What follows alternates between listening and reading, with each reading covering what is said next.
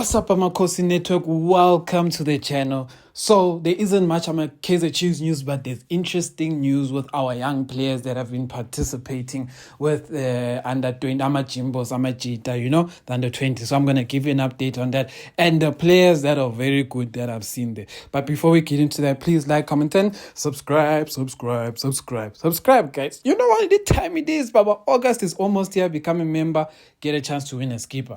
But let's get to it. Guys, I was watching the games that were playing the under 17 and the under 20s, and I saw some interesting players. Yes, the competition we were playing and the fields that we were often playing on weren't great, so the football wasn't always the most entertaining. But in saying that, I am going to say, Emile Witbooi, the number 10 of the under 17 team. Guys. You know there's talent, and then there's that boy. That boy is something else. You know, if I was Chiefs, I can see Vilakazi.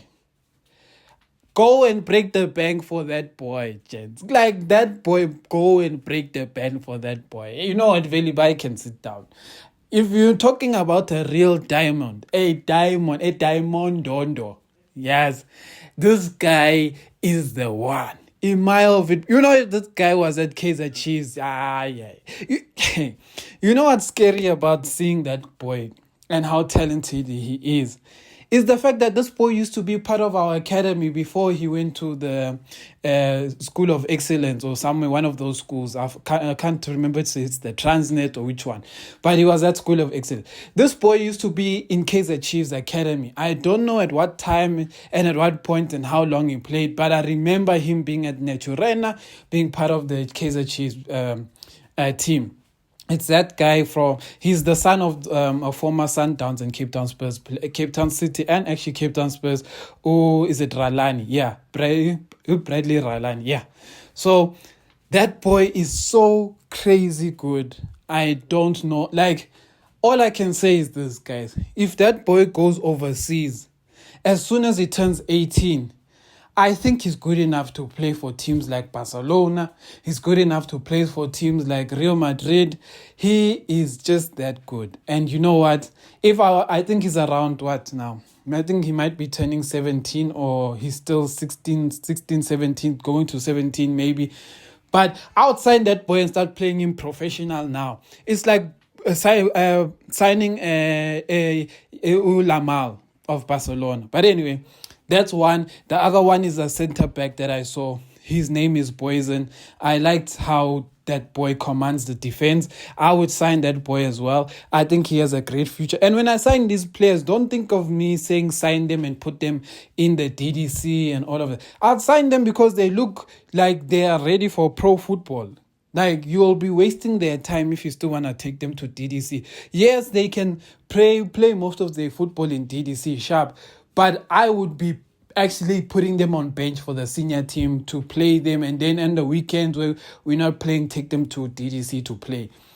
The next one I saw is this other colored boy. His name is Stevens. I also like how that boy plays. Stevens looks very good. Looks very, very good. I like him. And then when I was watching the under 20s, I didn't really get to watch under 20s properly because I couldn't find the televised, but I was watching highlights and stuff. And what I can say is that, guys, you know what it is. Mfundo Vilakazi is just a star in that team.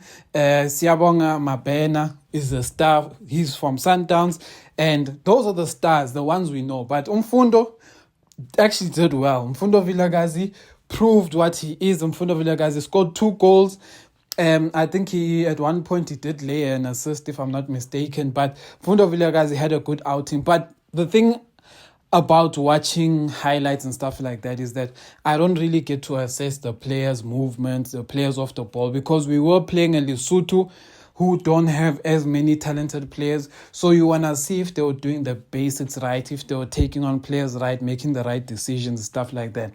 So that's the only one thing, the only criticism I have sometimes of playing Lesotho. It's one of those things of, I want to play Lesotho, I want to play Zambia, I want to play Botswana, I want to play Zimbabwe.